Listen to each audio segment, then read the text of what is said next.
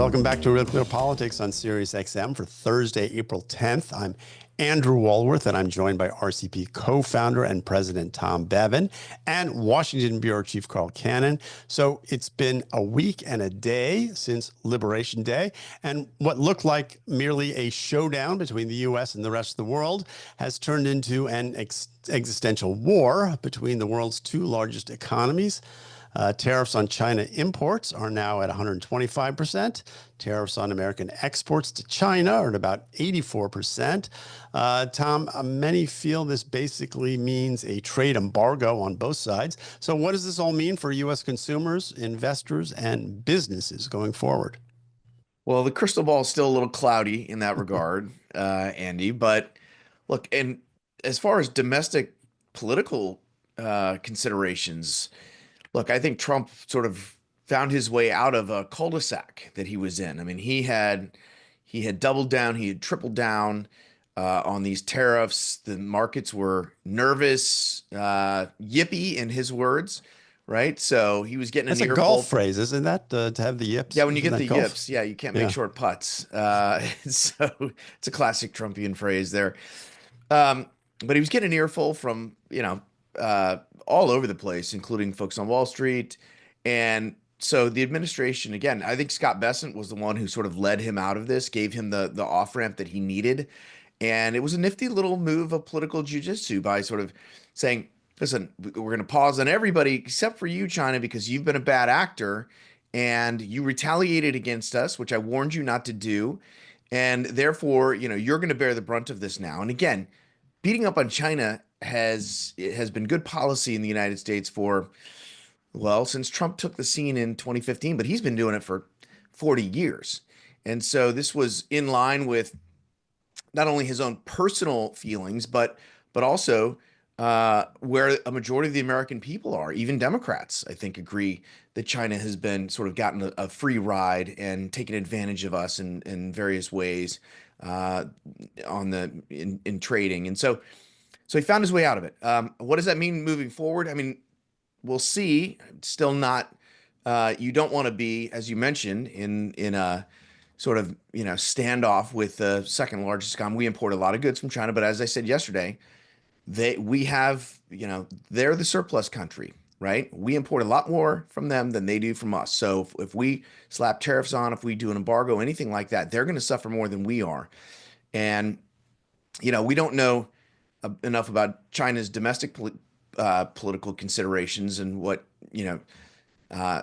Xi might be thinking or doing behind the scenes, but their economy they would suffer greatly. And so, but we would also probably suffer some, and that's up to Donald Trump whether he's willing to go that route or not.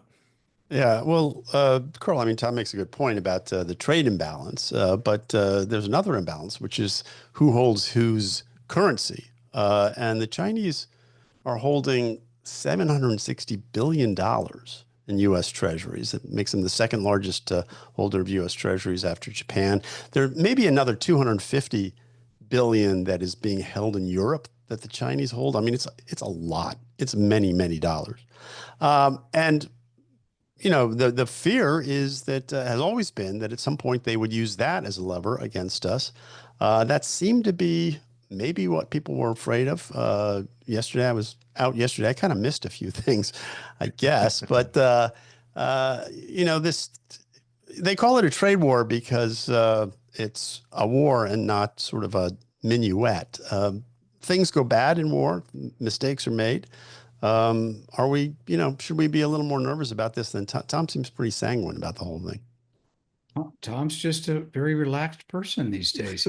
He's gotten plenty of golf in. The Masters is taking place even as we speak. He's in a good place. So he doesn't have the yips. He does not have the yips, and he's trying not to let the external events throw him off.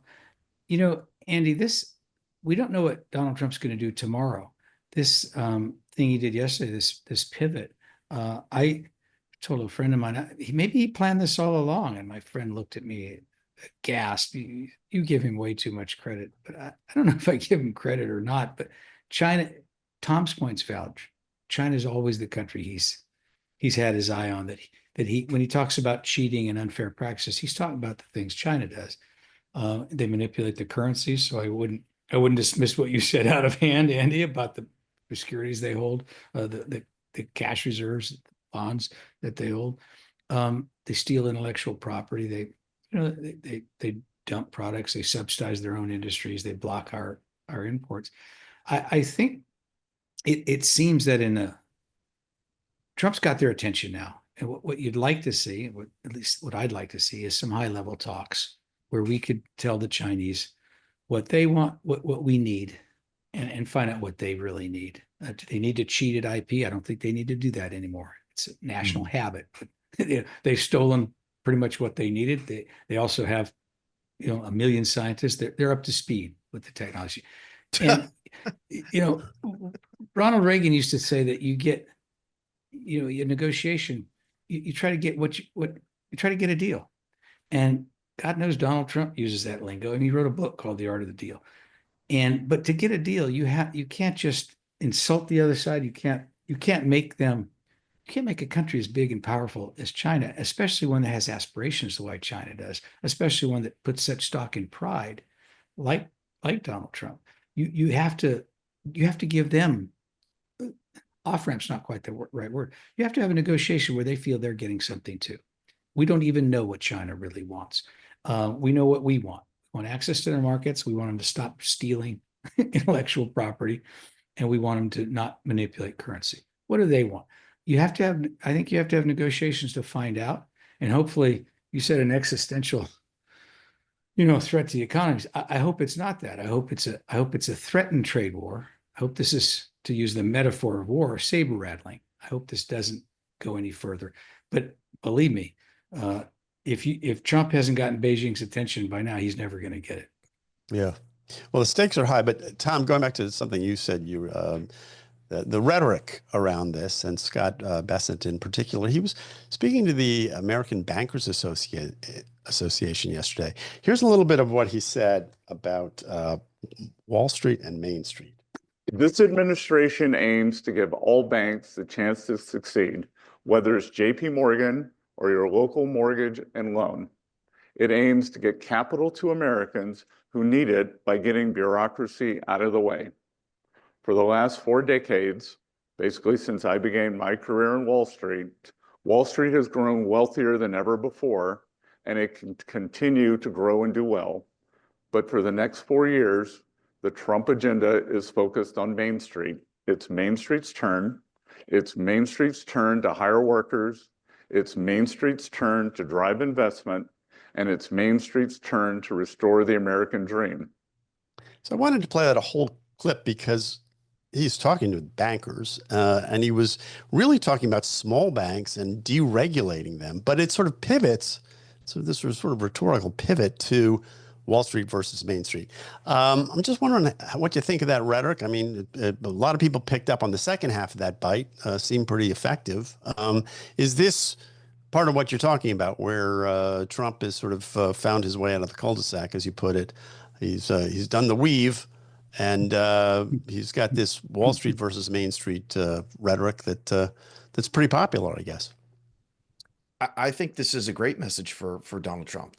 And I think Scott Bessent has been doing a good job of delivering it. And particularly, I mean, I wouldn't quite call it a sister soldier moment, but this is a guy who is a creature of Wall Street. He's fabulously wealthy. He's been there for 4 decades. He's now the Treasury Secretary. It's the most powerful position, one of the most powerful positions, cabinet positions in the country. And here he goes basically into the lion's den and says to all the big banks, on Wall Street, listen, you've had your run and you can continue to do well, but we're going to reorient the system away from you and back toward Main Street and these small community banks that have been basically sort of overrun and put out of business over the last few decades.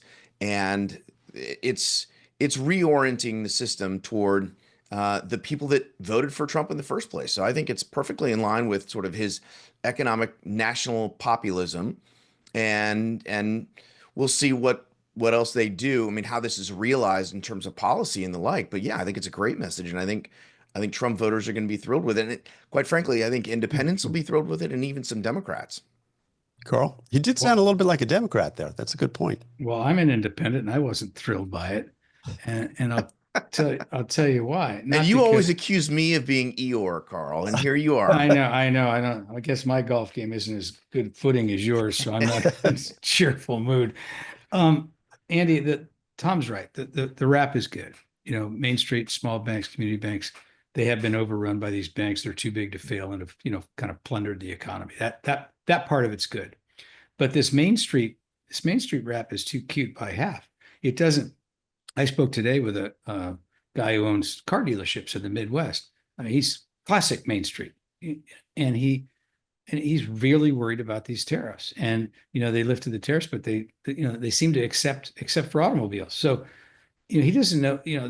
They don't know where they're going to be a month from now. They're very worried. And the other thing is, we talk about exports to China. One thing we're very successful, this country is exporting to China, is agricultural goods. And Main Street to Wall Street, Main Street, fine. Where are the farmers though in this? And a trade war with China where they're going to put tariffs on foodstuffs is going to make those farmers have to look somewhere else. You can't have an 84% or even a 54%, on soy and these other products. And so I think they need to flesh out the details. If he goes and gives a speech and Tom gives him credit, and I do too for what'd you say, the Lion's Den, Andy? Yeah, fine. But how does this? True.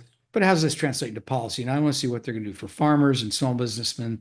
Main Street's a quaint phrase, but a lot of these tariffs are going to hurt small business people or medium-sized business people, and they need to explain how they're going to ameliorate that pain.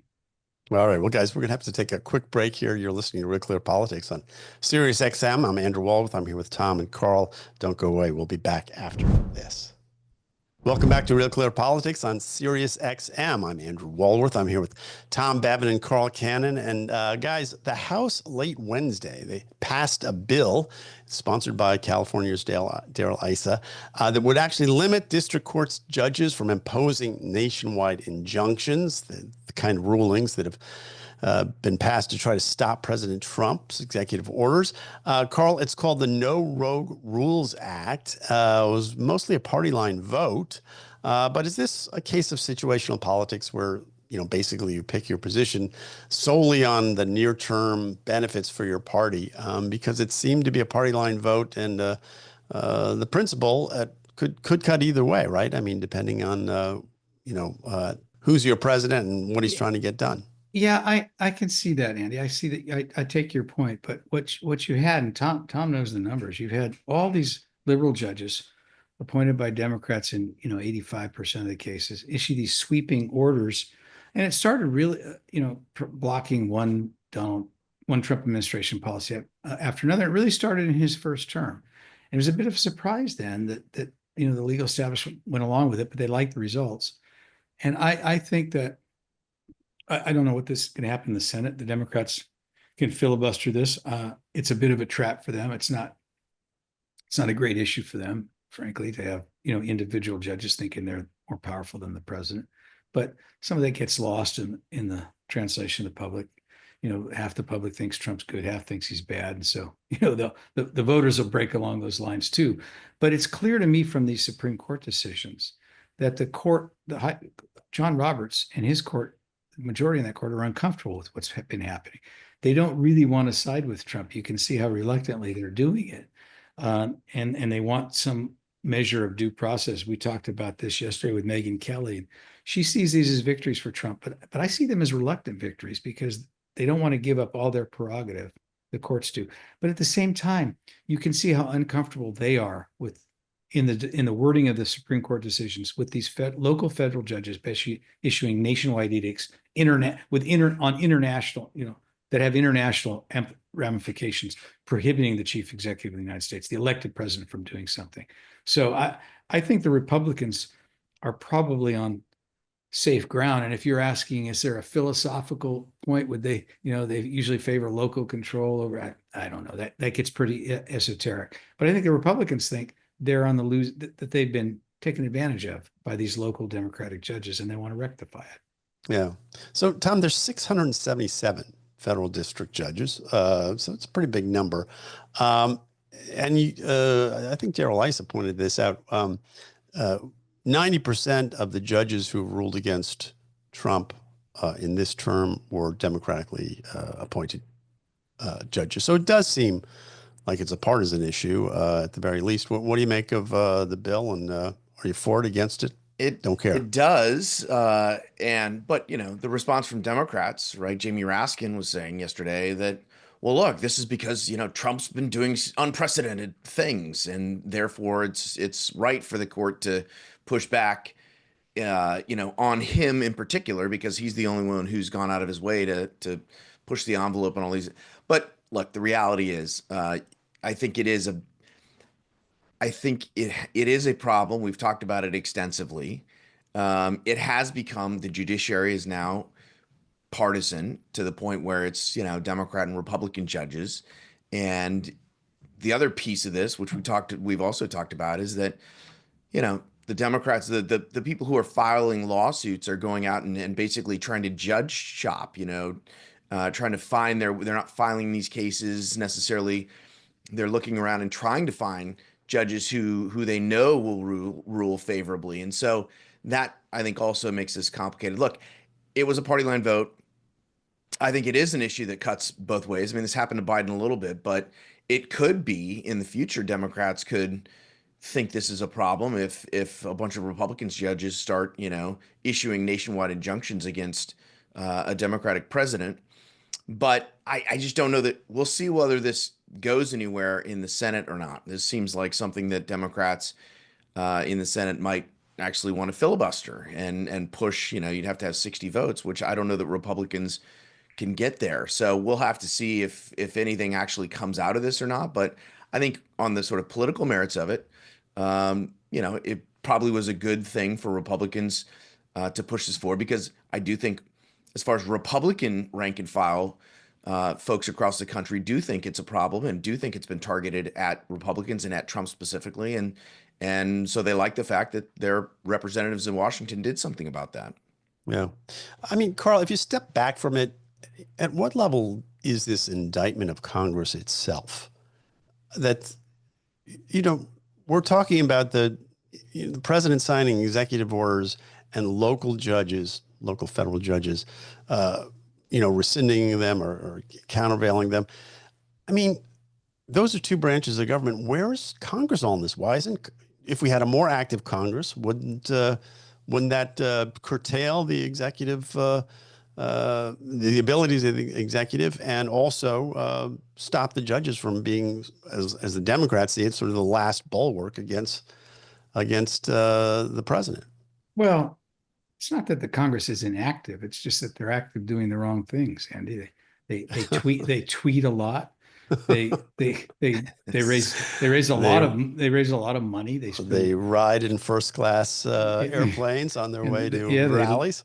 They go to demonstrations, and they it's like roller derby when they see a Cameron out there. They're elbowing each other in the face to get in front of the camera to repeat banal talking points that some 23-year-old sitting in the RNC or the DNC wrote that morning. So they work hard. But in all seriousness, look, some of this is not Congress' fault. The big thing it is, a lot of these cases, most of them in the last month, revolve around immigration. Congress has stubbornly refused to deal with this problem. And I blame Democrats more than Republicans. I'm not partisan, but over the years, going back to when George W. Bush was in the White House, there have been opportunities to have legislate. The last major legislation of any consequence was in 1986. Think of that. And what there are these competing factions. There are the dreamers, people brought here as children. Should they have a path to citizenship? What should our legal immigration apparatus look like? How many people should we take every year? Where should they come? What do we do about illegals? How do we close the border? Republicans have tried to address these things, and Democrats have not. They've preferred it as an issue. right conservatives will tell The you. Democrats would say just the opposite. Just No, to well, point out, you know. well, I right? don't know that. I don't know that they'd say that. That's exactly what they said during the campaign, right? They wanted to solve this problem, Carl. It was just that the White House pressured the Republicans on the Hill. No, not the White House. Trump during the campaign. Yeah, fair enough. Yeah, no, they offered a bill they knew couldn't pass. They're this, gang of 4 or gang of 6, whatever it was, and they came up with some compromise they knew couldn't pass the House. That's exactly what I'm talking about. I'm talking about grandstanding instead of legislating. Mm-hmm. And what you would have to do is you'd have to have a grand bargain. What the Republicans think is that Democrats don't want to solve the issue because A, they like it as an issue. B, they've grown addicted to calling Republicans racist. And C, they hope that these immigrants that they're letting in the country will, become citizens and vote Democratic. That's the Republican line. I'm not partisan, but I think that the Republican line is closer to reality on this issue than the Democrats. But your point, Andy, is right. Congress has to fix this. This shouldn't be dissolved just by executive orders and just by Supreme Court decisions saying, pointing out that the president is ignoring due process. And I'm on record. We talked about this yesterday. I don't know what Megyn Kelly thought. I mean, I think this case in Maryland is horrifying of this guy who's around, one day he's taking his autistic kid to school and hours later he's in prison in El Salvador. He's never been charged with the crime. Okay, so I think I got Carl to agree with me. I'm not sure about that, Tom, but I kind of filibustered myself there. Yeah. Do you think Congress should be more active? Would that be the real solution to this problem? I mean, I don't know. It's hard to say. I mean, certainly executive orders have become a bigger and bigger part of presidential from both sides, right? They've pushed the envelope on those. Biden did it. Trump did it. Trump's doing it again. I fully expect that's the new normal. And I forget who I was interviewing. I think it was Sean Trendy, who I said, look, is this as far as we can go? Or is there more room to push the envelope on executive orders? And he indicated there is more. And so, this will be a feature of our politics moving forward.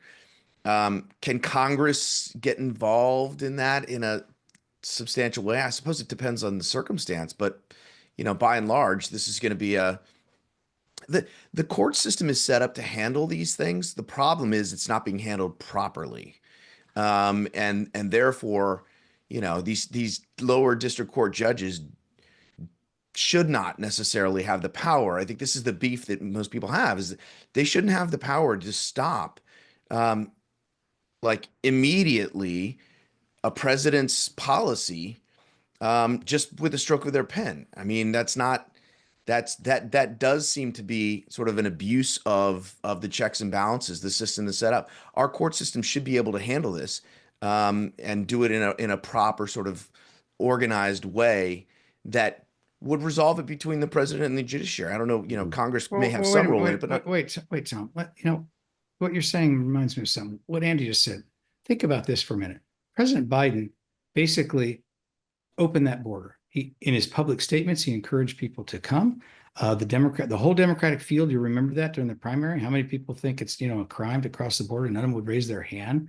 And so then Congress did nothing, and they dismantled the Biden administration by executive order, dismantled all of the Remain in Mexico and these other barriers Trump had erected. I think it's incumbent on Congress as the third co-equal branch to say at that point, well, wait a minute, we have laws. You're the president. You can't just not enforce the law and explain. And hold him in contempt? What are they going to do? No, withhold money. Do what they're supposed to do. They have the purse strings. There were laws on the books that the previous president wasn't honoring. And so it seems to me that they do have a role there. All right. Well, guys, we're going to have to leave it there for this segment. You're listening to Real Clear Politics on Sirius XM. I'm Andrew Walworth. We're solving the problems of the world here. I'm talking to Tom Bevan and Carl Cannon. We'll be back right after this. Welcome back to Real Clear Politics on Sirius XM. I'm Andrew Walworth, and I'm here with Tom and Carl. And guys, President Trump signed an executive order yesterday, Wednesday, targeting two of his first-term appointees. He's opening these Justice Department probe against them. One he's going after is Chris Krebs, who ran Trump's cybersecurity and infrastructure security agency, and the other is a former senior Department of Homeland Security official. His name is Miles Taylor. Trump called Taylor a traitor, saying, "I think he's guilty of treason." Carl, is this an acceptable use of presidential power in your view? Well, in a word, no. I know Miles Taylor. He's written for us, and I edited him, so I hope that I wasn't guilty of treason. Also, he wrote a book. He wrote you'll remember he wrote an op-ed in the New York Times, Anonymous, I think it was called, and reminded us all of Joe Klein. And it was identified as a senior administration official, and people thought, they speculated it's Sarah Huckabee, it's all these people. Turned out to be a person nobody had ever heard of, and he wasn't really a senior official. He was a mid-level appointee. There's no evidence Trump and he had ever even met. But does this make him treason and traitor? Well, but he wrote these things. He said that they were kind of subverting the will of the president. They're doing these things to, slow walking. Part of the resistance. Part of the resistance, slow walking his orders and, undermining him. I don't think it's treason, but it was, I remember at the time thinking, and the three of us talked about it, not on this show. We didn't have this show then, but I don't think it's proper behavior. I think if you don't believe in the enterprise, at some point you're obliged to resign. You can say then why you're resigning, but this undercurrent, this sabotage, this internal sabotage struck me as I didn't like it. I don't think it's right. I also don't think Trump should now exact retribution and try and ruin these people's lives and put them in prison or do whatever he's trying to do to them. That seems petty. And after the fact, it's gratuitous. Look, Trump won the argument. He got reelected. Tom, how do you view it? Yeah, I agree with Carl. I mean, it may not be treasonous or traitorous, but it certainly was insubordination. And he should have been fired. I don't have a problem with him getting his security clearance stripped away. That's fine. But, using the power of government to, open an investigation, a Justice Department investigation. I don't even know what are they probing exactly? But yeah, look, I don't think it's a proper use of government resources. And look, this is one of those things. Trump promised to be retribution, but he doesn't have to be. He won the argument. Why even bother? At this point, it's like, and this with Mike Krebs, I mean, who was it Mike Krebs? Craig Krebs? No, what's his name? Chris Krebs. Chris Krebs, sorry. That's over the 2020 election being, Krebs said it was fairly decided, and that's been Trump obviously still believes that it was rigged and he won that election. It was stolen from him, and he's been very vocal about that, even as people have rebuked him and said there's no evidence, et cetera, et cetera. So, it's like, why open that can of worms and get down and start digging in that dirt again? I mean, it's totally unnecessary. He should be focused on the future. He should be focused on, there's a lot that he should be focused on other than these things. Right. Well, here's Tom Hartman writing in the New Republic about it. He said, "The freedom to speak truth to power is either sacred or it's gone. Thus, Donald Trump just moved America miles down the road toward our becoming a police state. There's no other way to describe it." No other way to describe it. All right. But hold on. I mean, this compounds the problem with this bullshit, hyperventilation.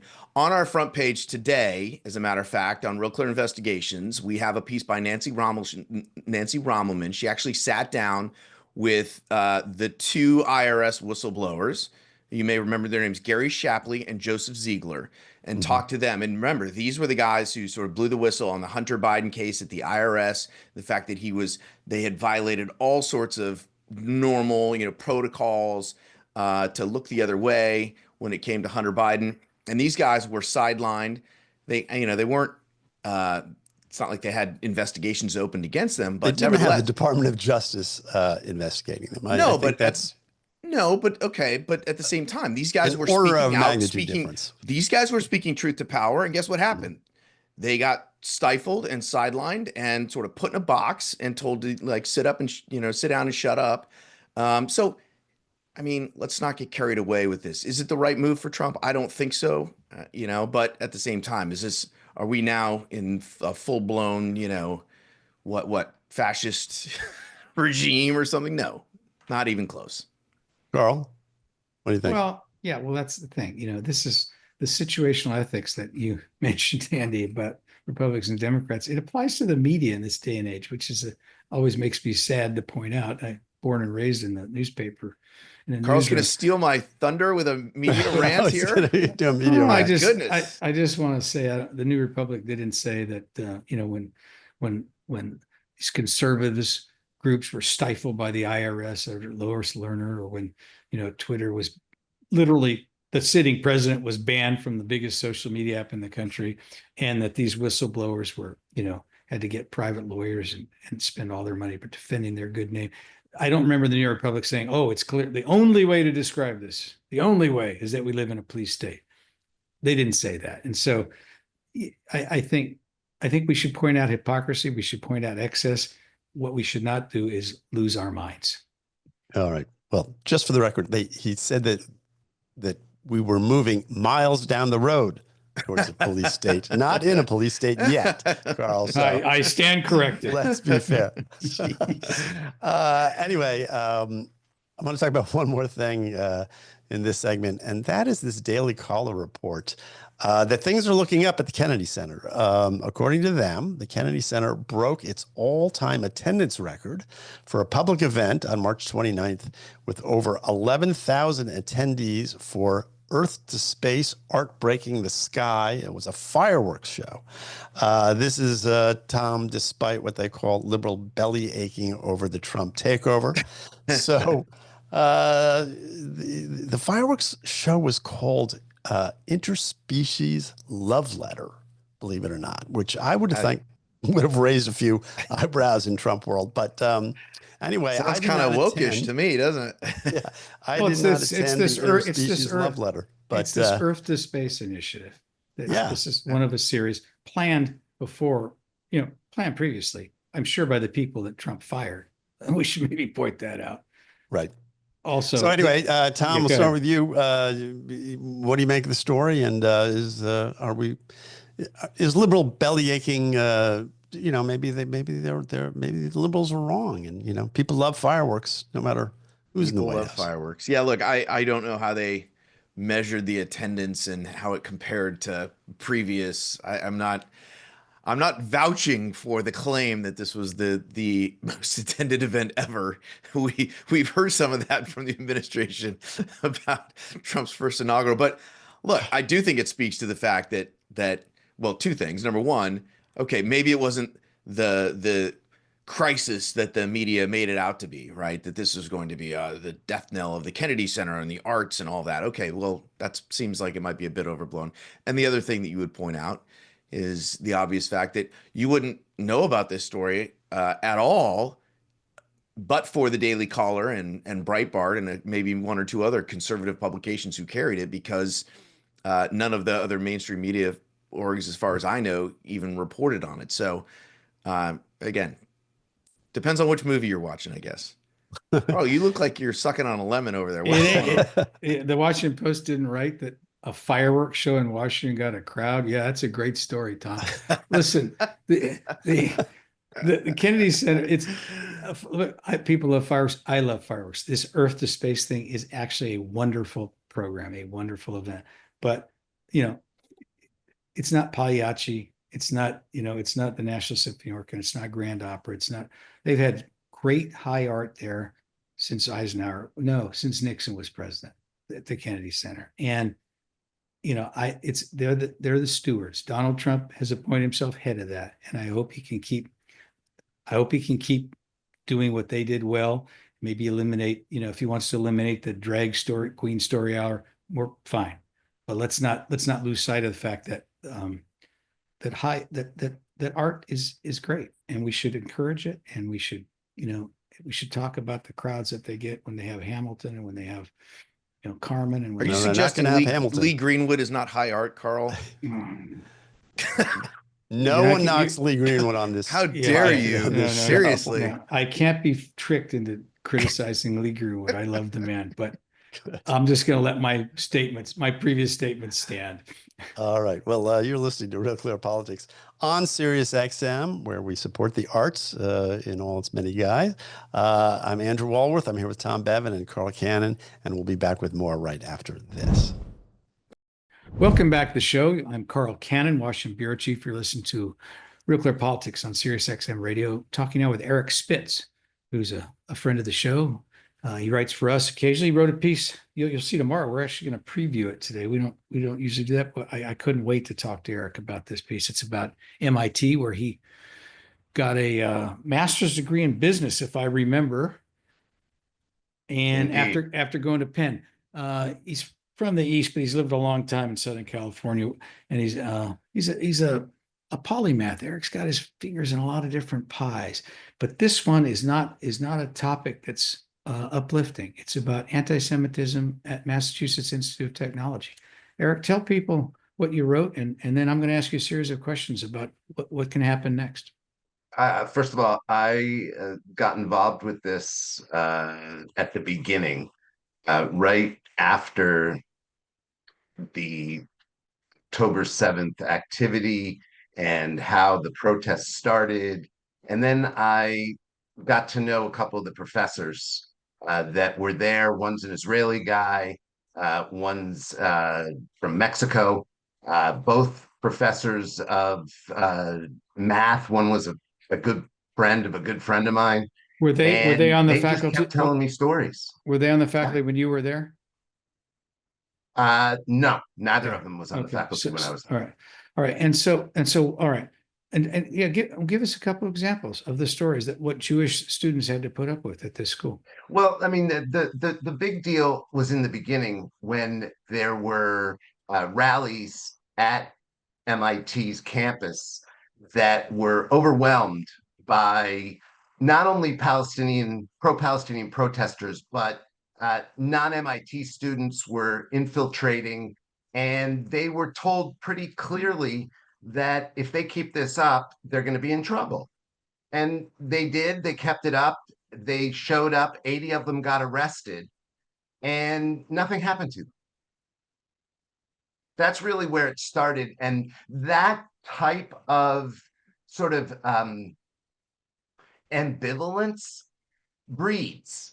So then there's now activity on campus regularly, where they're bringing in pro-Palestinian, pro-Hamas writers, activists, and pretending that it's part of a DEI program. Did the administration think they could appease the pro-Hamas faction, the pro-Hamas agitators?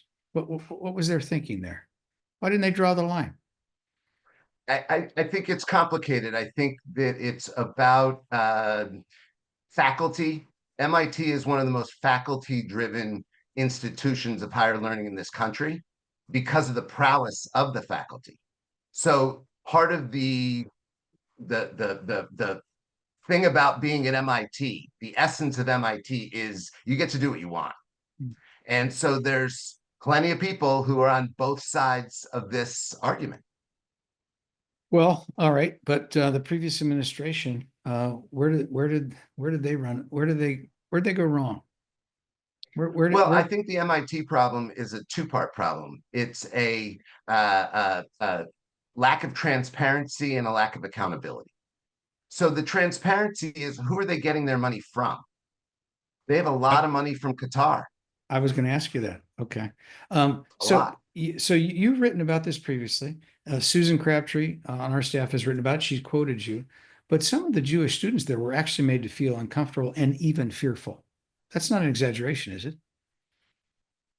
No. I mean, you'll see in the article that there's all kinds of evidence that this is going on. And again, as I said earlier, it's the ambivalence that breeds. Okay, but what's the this? Activity. I'm trying to. Oh, Yeah. Hillel's been desecrated. There's faculty. The faculty complaints are really the worst. They're being ostracized. Their research is being questioned because they're Israeli. And it's being done tactfully, meaning that they're being attacked. So, I don't have a lot of sympathy for these elite schools. Now, MIT is not technically in the Ivy League, but for all intents and purposes, it might be. It might as well be. They have these huge endowments. They don't want those endowments taxed. They don't want those endowments touched by the government. They don't want you and I even talking about their endowments. And yet, and they want all their government funding to continue, but they feel free to take money from Qatar, which basically what's the quid pro quo? Hosts Hamas, and they don't want to be questioned on that either. That's what I was going to ask you. You're listening to Eric Spitz, former co-owner of the Orange County Register and a guy who made his bones in the beverage and food business and switched careers. And he's got a new career now, but we'll talk about Eric at another time. I want to stay on this.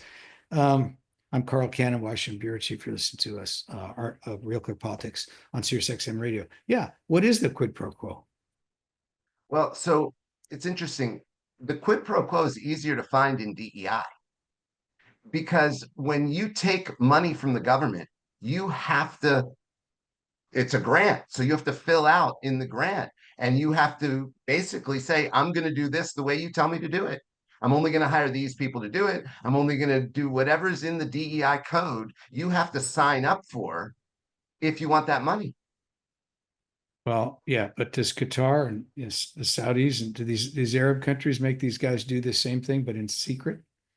I think more what they're doing is funding the organizers and putting money into stuff that they really know that they shouldn't be putting money into, but they have to rabble rouse. Those rabble rousers are very well trained. The ones that took over the college campuses were very well trained. When this happened after October 7th, 2023, I was shocked. Not by, occupying buildings. I'm old enough to remember when anti-Vietnam War demonstrators did that kind of thing. And, and I understand why administrators are loath to have students arrested by the police from the town where they live. What shocked me was that these people, to my way of thinking, were simply on the wrong side of the issue. I thought they should have been demonstrating in favor of Israel and in favor of making Hamas return the hostages. And against Hamas' stated call for the genocide of the Jewish people. But no, they use that word genocide, but they use it against Israel. To me, they were on the wrong side. And I thought to myself, there's some rot here at the core of higher education in this country. How did we get to that point? And, some of this reporting and what you're talking about, some of your reporting has shown, what's that line from Watergate? Follow the money. Yeah, I try not to be moralistic about it, and I try to see the other side of the story. I mean, Sally Kornbluth is a Jewish woman, so she's president of MIT. Yeah, the current president of MIT. Yeah. She is she's perfectly nice person. Yeah, it's her ambivalence that is giving away the gig. Yeah. All right, Eric, we've got a minute left. We are Real Clear Politics. You live in California. So I'm looking at the Democrats and they're floundering a bit. Donald Trump's trying to help them by, getting over his skis and going too far. But it's my contention that in our day and age, political parties are very much personality driven, and the Democrats don't have a leader for the simple reason they don't have a president and they don't have a nominee in waiting. But you're there in California. Is Gavin Newsom the closest thing to a nominee in waiting, or is he a lightweight waiting to be toppled by somebody who's a stronger puncher? How do you see this thing playing out in the Democratic Party? We have 1 minute over the next couple of years. I don't think he's a lightweight. I'll start there. I don't either. He is, I think he is every bit the front runner. Okay. I think he is doing a lot of the things that you would do if you thought that you wanted to do something real in 2 years, like podcast with the opponents. Yeah. All right, So 30 seconds. How does he, without picking a fight with her, how does he get ahead of Kamala Harris in line? 30 I seconds. think he's already ahead of Kamala in line. I think that when she agreed to take the Senate seat in order that he could run for governor, that's when he was ahead of her. That's And interesting. that decision was made by Willie Brown, or with Willie Brown. But so even though she was vice president, when she lost this election, she's back in second place in California Democratic politics, in your opinion. No Yes, doubt sir. about it. All right. Thank you. You've been listening to Eric Spitz, former co-owner of the Orange County Register and a frequent contributor. He's got a column coming out on Friday morning. I'm Carl Cannon, Washington Bureau Chief. You've been listening to us on SiriusXM Radio or watching us on our podcast. We'll be back tomorrow, same time, 3 p.m. in the West where Eric lives and 6 p.m. here in the East. Have a good